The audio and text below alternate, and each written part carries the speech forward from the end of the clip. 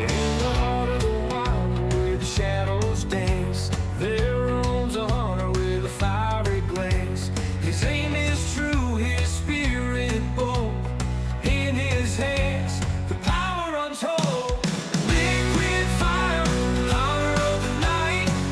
Hey guys, Liquid Fire here. Thanks for joining me again tonight. So we are getting into Way of the Hunter, but we're not actually going to be playing the game any. So as you probably know, we were looking for a big update from NRG on January the 15th. Well, the 15th came around and they delayed it and told us that we were going to have to wait a while longer before we get any information. Well, today, February 6th, they finally gave us the information. And now we have a slightly better idea of why it was delayed. So the big moose in the room, as it were, is that there are no maps planned for 2025. So no, you didn't hear that wrong, and you've probably already heard, but they are not working on any new DLCs right now for, well, any new map DLCs right now. This year is all about refining and expanding our experience on the existing maps. So that's the headline. That's the big thing, the breaking news. No new maps, at least this year. Okay? That's not to say that there can't be any next year. It's not to say there will be. But they're not saying no new maps ever, just not this year. And we'll get into some details that they shared with that. But at a high level, I don't really think that's necessarily a bad thing. The game itself is good. It's a good game. It's a fun game. Honestly, when it comes to the hunting, I think of the three big games out there, it's the best hunting game there is. Call of the Wild, Way of the Hunter, Classic. I think the hunting here is better. It's more fun. I enjoy it more here than I can enjoy it in any other game right now. So for them to stop pushing new maps and really focus on improving what we have, that's a good thing. That really is a good thing, depending on how they do it, of course. And that's always the key. How it is done makes all the difference in the world. So let's take a look a little closer at the rest of the initial announcement on Discord this morning. So coming soon, we're going to get a patch of quality of life updates, bug fixes, and improvements to herd management and multiplayer. So that's a huge change potentially if they change up herd management. What does that look like? Who knows? It may be something simple, maybe something bigger. Not really sure yet. We'll look at their bigger announcement on their website here in a minute, and we'll kind of speculate a little with that. Looking ahead, we can expect more to hunt, new trophies to display, additional gear, and community-driven refinements based on your feedback. We're also exploring major requested features and shaping the game's future with our input. Okay, so yeah, that's kind of more of the same. Yeah, no new maps, but additional changes. So let's take a look at the bigger announcement and kind of see what we can read between the lines. And of course the moose in the room, I did steal that from their major announcement. That was a play on that. So first of all, let's address the moose in the room. No DLC, and that's big. And DLCs have really become part of the system here. We get a new map in February. We get a new map in August. We've had that going on for 2 years now, and now that's gone. That's not going to happen. So that's big news. That really is. And they were at least upfront and let us know now that it's time for the new map to drop, that they're not working on a new map. A lot of people aren't real happy about that. I get why they delayed it, delayed informing us, that is, until it's time for the new map. And I don't know. It feels like that maybe they could have been a little more upfront. We know that everybody was expecting a new map in February, and then when they started doing the whole survey thing and then doing the announcements, it was kind of like, well, how are they going to get any of this into a map that should be deep into development? Well, there is no map, so it can't be done deep into development. To me personally, the way I look at this aspect of it is they deployed the last map in August. So you've got September, October, November, December, January, and we're into February now. So that's 6 months that they should have been working on whatever these updates are going to be. So I understand that it's probably multi-path development where they're working on different projects at the same time, but we should see a good update coming in with this first one. If we don't, and based on some comments that Miriam said today, I'm not so sure that we will, that to me is a bigger sign than anything. If we're not getting a really massive update after 6, maybe 7, maybe 8, who knows how long until this next update drops. It could be next week, it could be tomorrow. By the time this is posted, it may have already happened. But if we don't get something that's got some pretty solid teeth in it, that's kind of concerning, because what have they been working on for so many months if they haven't been working on the map? Think about it. In the past, they've been working on the map, working on additional features alongside working on the map, working on bug fixes alongside working on the map. Now, you just took the map completely out of the picture. There is no map that they're working on. Did they work on it for a while and then decide, yeah, we're just not going to do that, and that's wasted development? Or did they know they weren't doing that, and that's why we haven't seen a roadmap since year before last? We didn't get a roadmap at all last year, and to me, this kind of fits that theme. They knew they weren't doing a map, and they weren't about to put out a roadmap to say, yeah, we're not putting out any maps next year. So what have they been doing? Hopefully, it's been a lot of work on these upcoming updates, and we see some really nice changes. If we don't, then I think you have to ask, where's the dev work being done? What's the dev work being done on? Why isn't there a lot of work coming in? So, to me, the elephant in the room, the moose in the room, isn't just that no, there's no new maps. It's what have you been working on? That's the big thing that needs to be answered. And I think that can be partially answered on this first update. And that's what's really going to stand out is just how big of update is this? What type of scope is going to be covered? And if it's a tiny and meaningless update, I think there's going to be a lot of feedback for NRG from the community. But let's not speculate too much about what this update looks like. Let's take a look at what they are saying and what we should expect. So again, they are focusing on quality of life improvements, bug fixes, and technical enhancements. So that's all good stuff to hear. And we definitely like QOL stuff.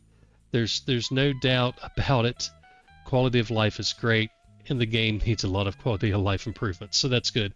Bug fixes, yeah, I don't think anybody even debates bug fixes are important. Technical enhancements, don't know what that means. That could be anything, so that's so vague. But they do go ahead and talk about what the next update is really going to focus on specifically, and that's going to be multiplayer refinements and improvements to herd management. Now, what does that mean again? No clue.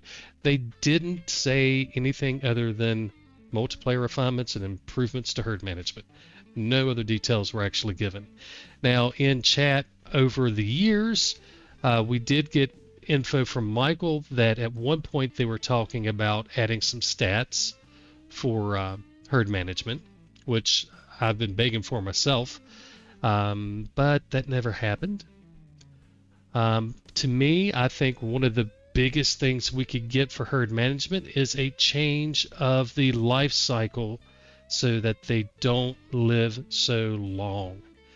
Now, I want to kind of step away from the update and talk about why that, to me, would be such a great thing. So let's take a 20-year-old animal. So an animal that lives 20 years. So just, what is it? Kudu? No, they don't live 20 years, do they? We'll say Gemsbok. I can't remember if they live for 20 years or not, but a lot of the ones in Tikamoon do. It doesn't matter what it is. It could be a whitetail. Whatever it is, it's 20 years old, or it has a 20-year lifespan. Now, if you think about the things that we do throughout that lifespan, you've got your young, adult, mature, and the horns grow each and every year. The racks get bigger. With like whitetail, you get more points. With caribou, more points and all that stuff going on. Every year, there is a change in the design of the animal. Okay, there is some scaling. It's not significant, but there is scaling in the game. Okay, just like there's different types of racks. The racks get bigger. There's different scaling. The animals do get bigger.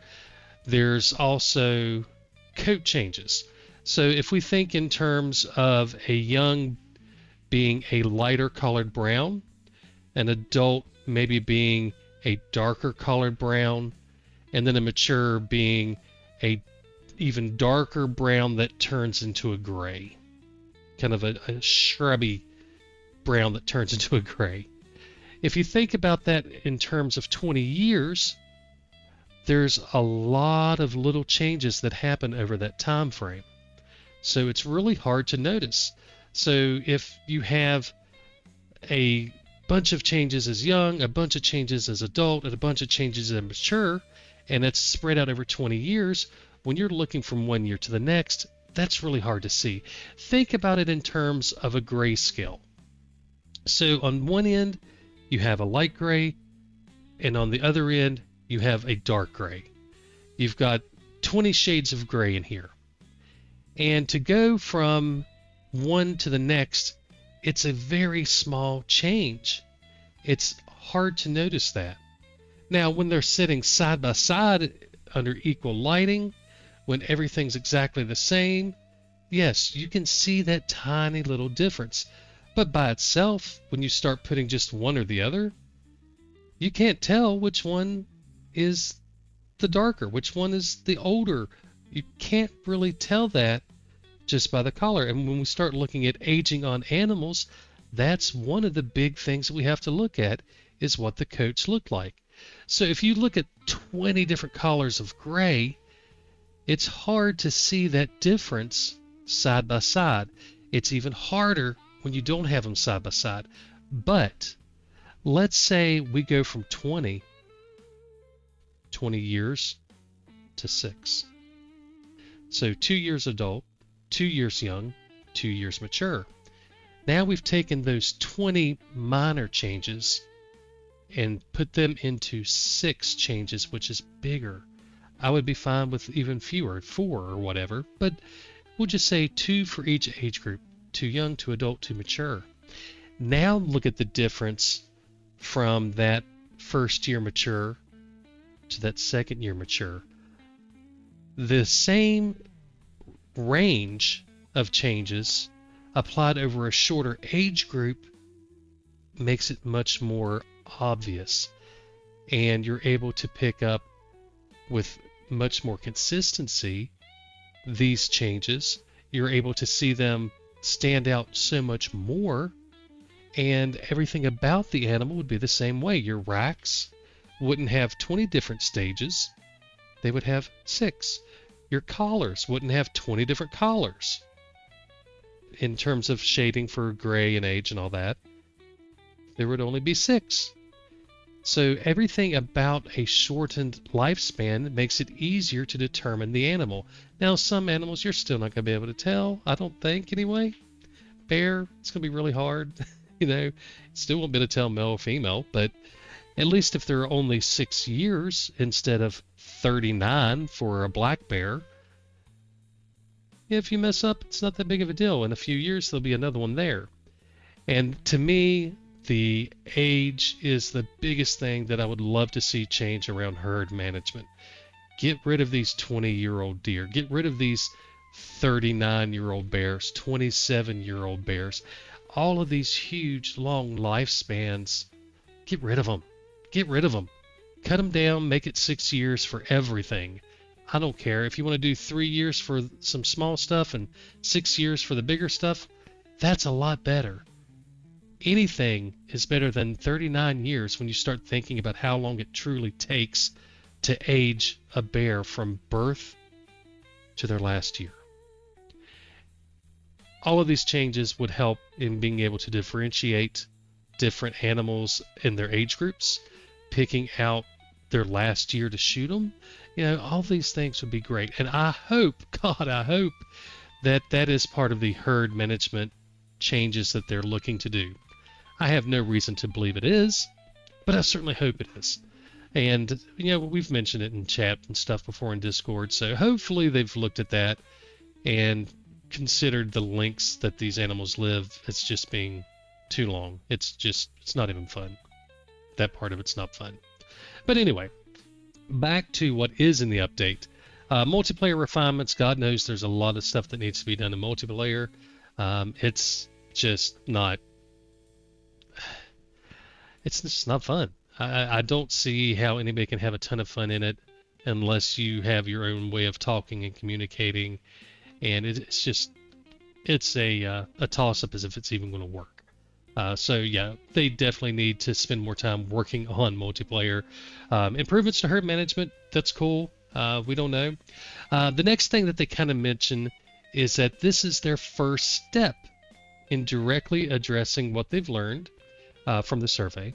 And hopefully that is not just meaning that these two are the first of different things, but they're going to continue to refine multiplayer. They're going to continue to improve herd management, as well as working on these additional pieces. So yeah, this is the first step.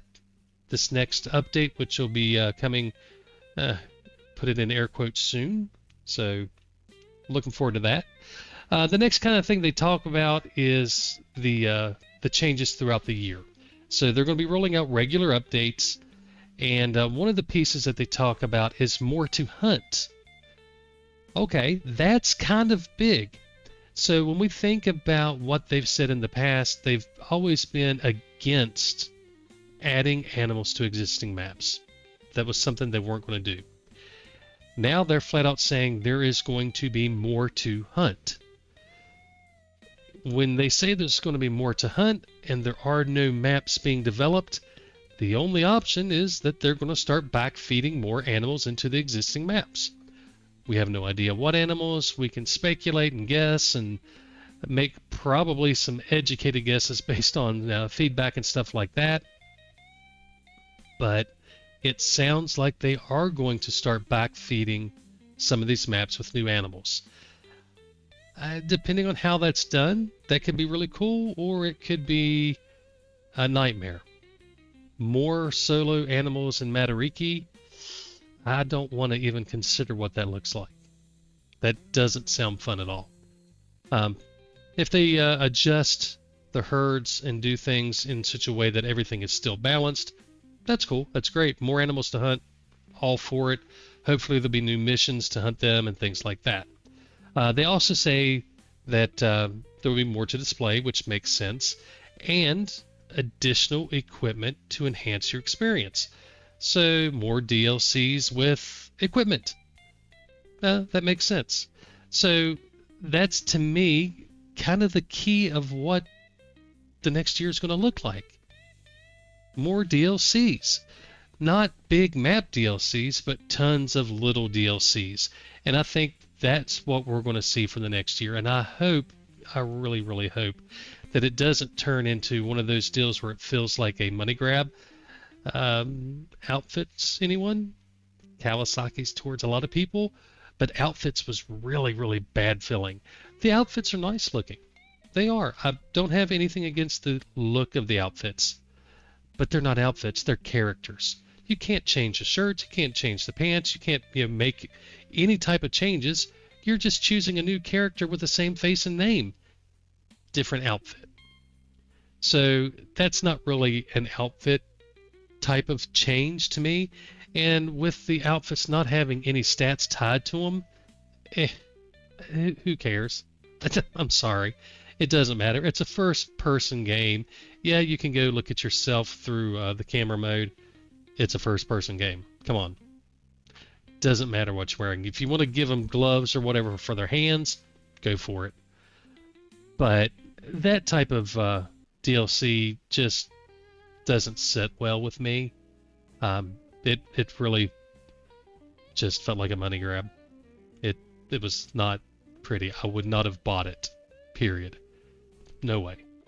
It was part of the map pack, so I did get it, but there's no way I'd pay $2.99 for that. Just not for me. Other people, maybe. Yeah, sure. Cool to support the company or whatever. Yeah. No. Not looking for that. And I hope that that's not what we see throughout the next year. So I think we're going to see a ton of DLCs. With them not having two big maps to work on and them not downsizing the company, there should be a whole lot of stuff coming at us over the next year. They've been working on something for 6 months. Proof's in the pudding, guys. We need to see it. And I think we're going to see a lot of DLCs to support these changes throughout the year. Again, if we don't, that's a bigger sign too. I mean, where's all the dev work going? If it's not going into new maps and it's not going into devs working on smaller DLCs, what's going on, guys? Where'd the work go? So, yeah, I'm kind of ranting on that. That's key to me. Is we really want to see a lot of updates coming in this year, and hopefully we do. So overall, they said to expect game-wide refinements and improvements both in single-player and multiplayer modes, all being driven from the conversations within the community and the survey results and all that. And they've also identified a few major community requested features, and soon will determine their development order. I'm going to step back and say that again. They've identified a few major community requested features and will soon determine their development order. Now, correct me if I'm wrong, but when they rolled out the survey, wasn't it pretty much said that it was more about picking the order of development for the community requested features? Yeah, so you've had the survey, you've had the features, and you're still soon to determine the order? That makes the survey smell so much more like a smokescreen than ever. It makes the survey feel like it was a placeholder to distract people. Maybe, maybe not, but that's sure what it smells like now. Why would you need to soon determine something if the survey determined it for you? It's numbers, bigger numbers, smaller numbers, they kind of go in an order. It's pretty easy to sort them. So what's exactly going on here? I mean, I don't want to jump off into the conspiracy theory well, but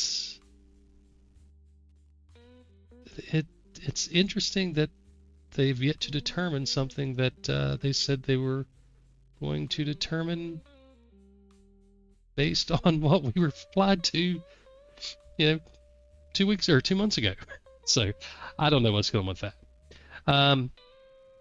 Kind of lost track there, but key thing is no new map, lots of DLCs, and they didn't really tell us much of anything about what's coming. We know that there's going to be updates to multiplayer, herd management. We know there's going to be more to hunt, so we can assume backfilling, additional equipment. Well, hopefully. So we can expect a ton of DLCs, I think. And they're going to determine the order of development for community requested features, which is cool that they are looking at what we're requesting. That's not taking that away from them. That's cool. It's just their spin on how they're dealing with it. They also got into some of the responses from the survey, and we'll just briefly bounce through those, just in case somebody doesn't have the opportunity to go check out the actual announcement from Nine Rock Games. The link will, of course, be in the description. But if you didn't get a chance to, we'll hit the highlights here. So favorite mission, of course, was Hollywood. Why wouldn't it be? Everybody does Hollywood. There's some really cool missions throughout the game, but unless you have the DLCs, you're not going to get to them. You're not going to play with socks or anything like that.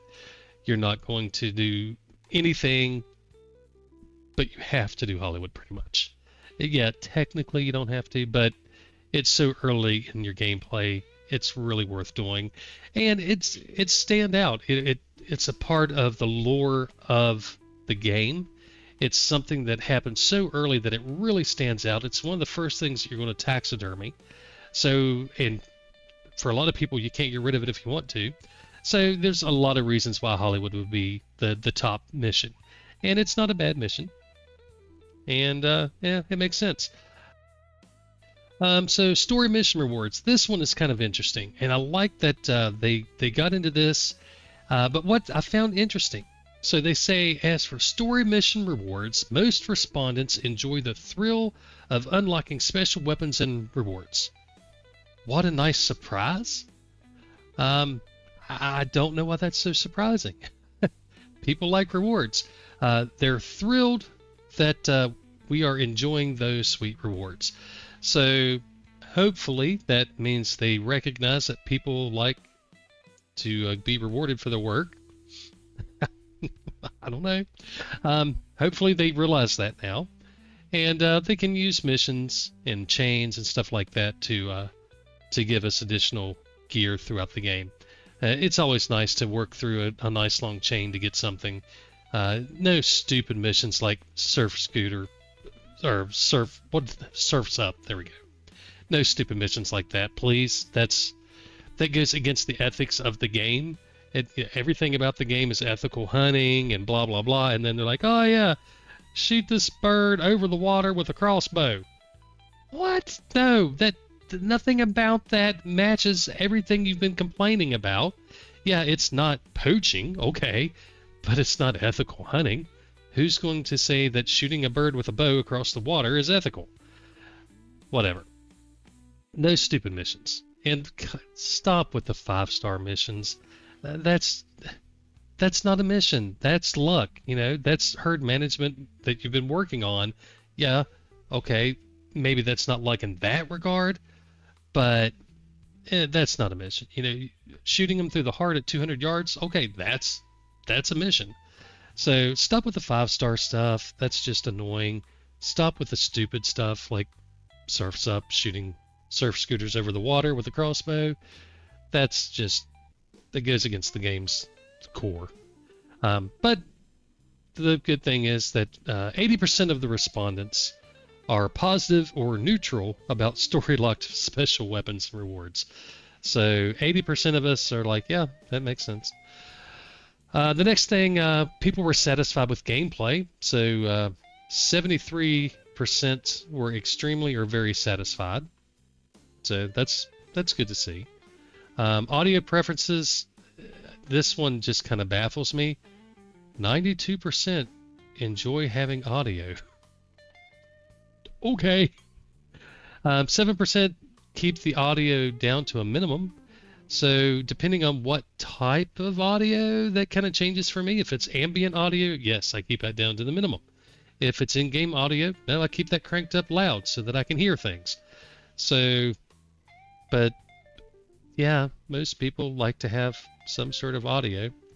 I think it's interesting that 92% enjoy the audio, 7 enjoy the audio but keep it to the minimum, which is 99%. But only 92% of the respondents immerse themselves in the sweet sound of nature. What the hell? Okay, so I don't know. We like to hear things. We don't like to hear stuff that doesn't matter. Character customization feedback. This one is the funny one where the pie chart's a little wrong, but I'm sorry, it's way wrong.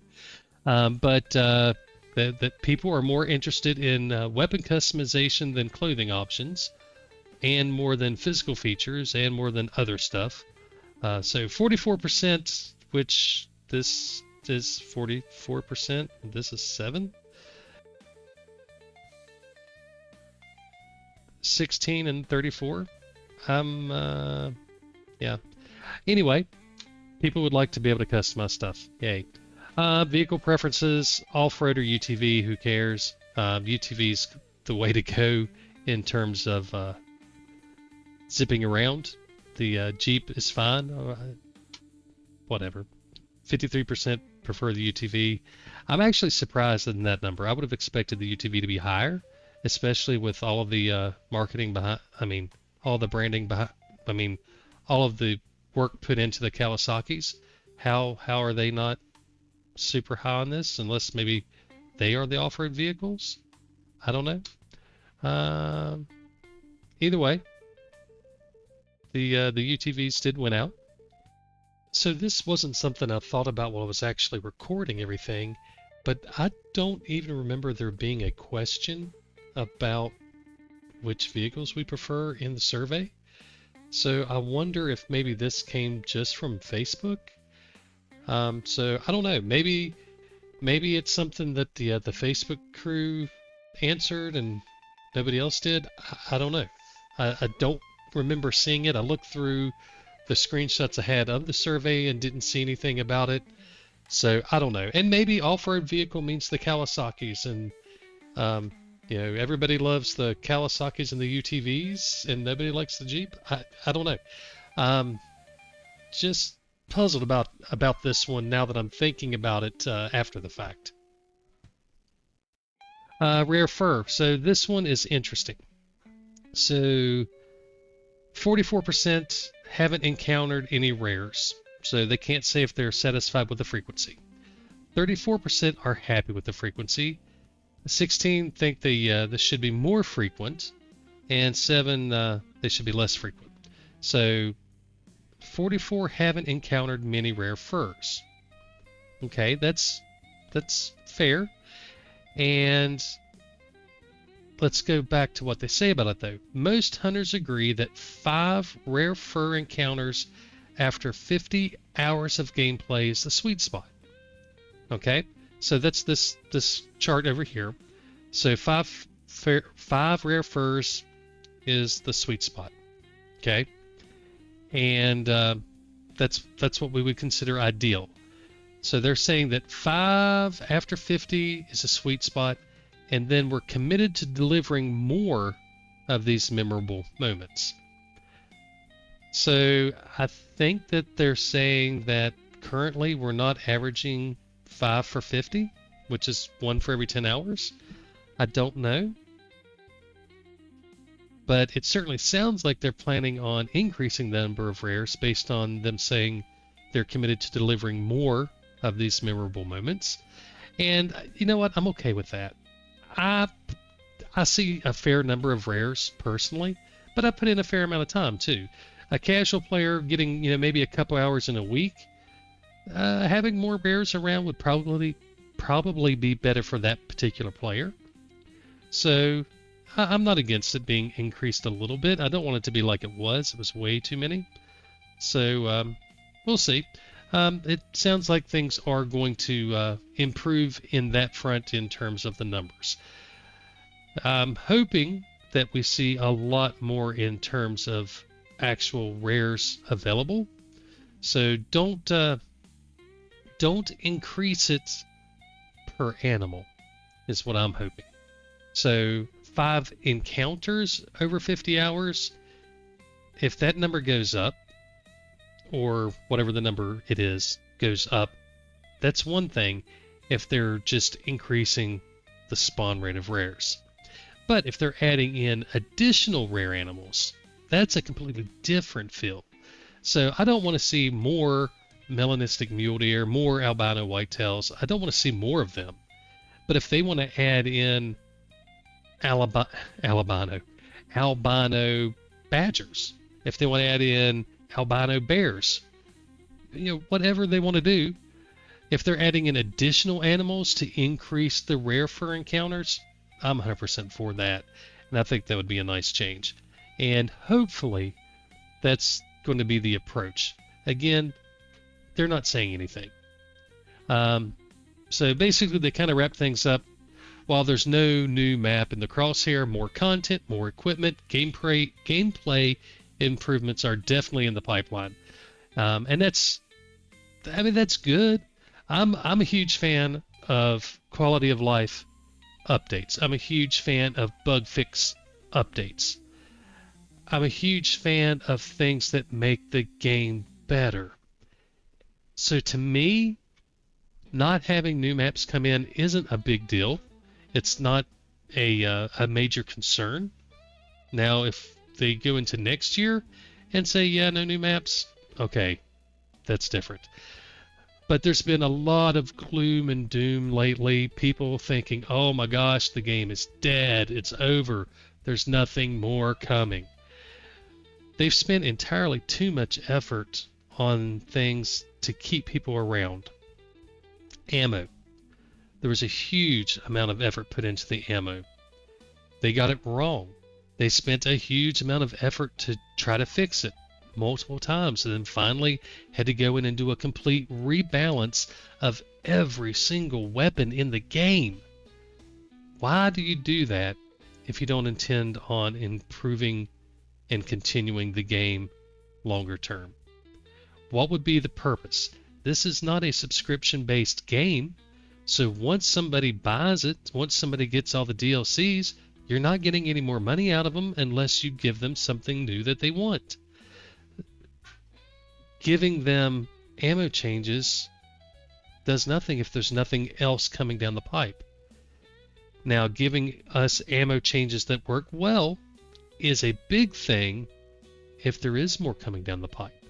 Because now we're happy, the game's playing well, we're enjoying it, it's fun, and boom, here's this new DLC improving herd management, improving multiplayer, improving whatever else. That's something that we're going to buy into. These type of changes may not necessarily on their own drive a bunch of new customers to buy the game, but it's certainly going to keep more of the base playing the game and buying the content. Now, some of the stuff very well may bring in new players, like the Bear Archery Pack. Adding in archery, absolutely, no doubt in my mind, that brought in some new players. People refused to play the game because it didn't have archery. I don't know how many, but there were certainly some. And I'm sure that that did help bring in new players. And they can go through, when we have tons and tons of DLCs coming out, they can go through and put the base game on a really steep discount to get somebody into the system, to get them into the game, and then, boom, new DLC, boom, new DLC, boom, new DLC. Even though they're paying a very small amount of money for the game just to get the base game, if they continue to pick up a $5 DLC here, a $4 DLC here, a $7 DLC here, they're making up that money. And there is nothing out here at all that would make me think the game is dead. No new map, that's kind of shocking in the culture that we have. It's pretty standard to get 2 maps a year, and hopefully we get back to that. But long ago, Michael said it wasn't sustainable, that continuing to develop at the rate they were was not sustainable for their company. Most of us took that to mean all of the bug fixes, all of the DLCs, along with 2 maps, was not sustainable. If they can't manage to put out 2 maps a year, that's a bigger issue than most of us would actually realize. So we're not going to get into that just yet, but I think that for those who are afraid the game is dying, the game is going to be one of those that's just no longer supported. It's gone, the end. No, it's not anything like that. We're going to continue to see development throughout the year. We're going to continue to see DLCs. There's absolutely no doubt that there's going to be more coming. And maybe I'm wrong. Maybe we never see the next update. But I can't imagine that. Too much work has gone into what we have currently for there to be nothing else to make money on. And remember, guys, they are a business. They are here to make money. The DLCs, that's how they make money. They're going to get somebody into the ecosystem and then get them to buy stuff through the DLCs. So a lot of this stuff is going to come in with different DLCs. I'm sure it will be like others where you get a little bit of it for free. There may be enhancements and changes that come in with a DLC that aren't necessarily part of it. So we may get the code update and the DLC at the same time, but a lot of it's going to be hidden behind DLC paywalls. There's just no doubt. It's the only business model that makes sense. They can't be making enough with the brand deals to make it worthwhile. So, and why would they? If you can take the Kawasaki, if they're going to make money with a brand deal with Kawasaki to where they're getting paid to advertise for Kawasaki in the game, and they can sell the DLC that advertises for Kawasaki in the game, then that's huge. Now, conversely, if they're paying Kawasaki to get to use their stuff in game, well, they better make it a DLC because they've got to make that money back. Most of us don't think that's how it's working. But we don't know. We're not on the inside. Anyway, I think we've kind of rambled around enough on this and really talked through a lot of it. And a lot of it is conjecture and opinions and concepts and ideas. The reality is there's no new maps. There's going to be a bunch of updates, and it's going to be wrapped in DLCs throughout the year. That's it. Our first big update should be a big update. I'm sorry. I know Miriam immediately pushed back and was like, well, we got stuff going down different paths. That's fair. It's been going down different paths for 6, 8, 10 months. Who knows how long?